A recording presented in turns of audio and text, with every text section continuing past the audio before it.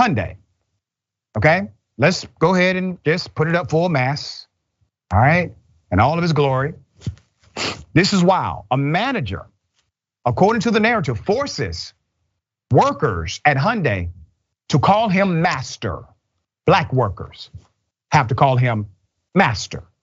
5 assembly workers of the Hyundai Motor Manufacturing Alabama plant in Montgomery have filed a lawsuit alleging a culture of racial discrimination and retaliation.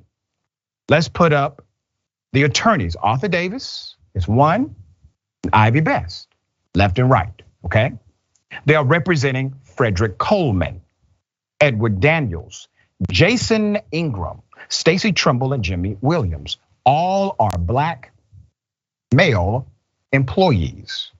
Once again, according to the suit, the manager at this facility makes black people call him master. Their lawsuit says that despite making up 85% of the workforce on the assembly lines at Hyundai Motor Manufacturing Alabama, qualified black candidates are denied promotions, and workers who complain about discrimination are punished with bogus write-ups and told their jobs are now in jeopardy. They allege that there is blatant racism on the assembly plant floor, including one instance where a group of black employees were told to call that manager master. Attorney says, and I quote, "These men, 4 of whom still work at Hyundai, are risking good paying jobs by standing up for their rights. They are frustrated, but they refuse to work on a plantation, and no one is their master." Additionally, last month, former HMMA Director of Administration, Yvette Gilkey-Shuford, sued the company for racial and gender discrimination. Scott Posey, let's put him up, the public relations manager for the plant, did not speak directly to the case, but disputed there being a discriminatory culture at the facility. Now I gotta say this, if there's a manager making black employees call him master, now obviously that speaks to a discriminatory culture at the workplace. Now understand your job here, Scott, you're a PR person. Your job is spin. That's what you do for a living.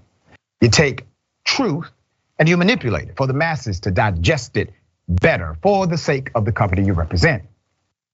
But when you decide to engage in a statement that lacks the very humanity required in a situation like this, you're not doing your company any favors at all.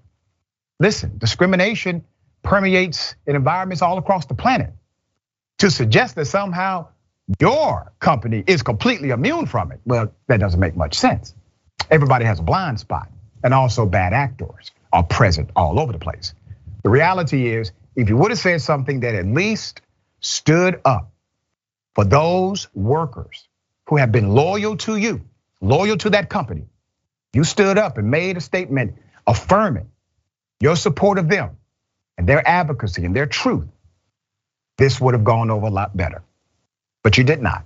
You chose the normative route of corporate domination and, yes, frankly, white privilege. Okay, thoughts here. It is, of course, that individual's job to, and the company, his work is on behalf of the company. That's his position there, that's his role. So he has to paint them in a good light. That doesn't change the fact that it's a shameless act, that you know what's going on at that company. You know the racism, the discrimination that's happening throughout the company, the level to which it's occurring, and to still choose to make that statement. I mean, if I was in that role, I would quit my job, but he had a choice, he made that, I think, the wrong choice. But I do want to touch a little bit on what the attorney for the worker said, which was that that there's still people working for Hyundai and that they're very brave to do what they're doing, and that they're risking, not getting higher paying jobs by putting themselves in this position, which is exactly true. Other companies don't want to hire a candidate that they think is going to sue them. So they're definitely risking better job opportunities in the future to stand up for what's right. And it is an act of bravery to continue to go and be on the assembly line every single day, knowing that you are going to be targeted worse, that you're under a microscope, and they're going to look for any opportunity to fire you and get you out of this company. But what they're doing, they're doing the right thing, and they're paving a good path for workers that will come after them. And it'll be if they get a good judgment on this, it'll be a good signal to other car manufacturers that they're under a microscope, because Hyundai is not the only car manufacturer that's being sued right now for racial discrimination. Yep. Tesla as well. So I hope that a good judgment in this case is going to help change practices, not just at Hyundai, but more broadly within the industry. Well said. All right.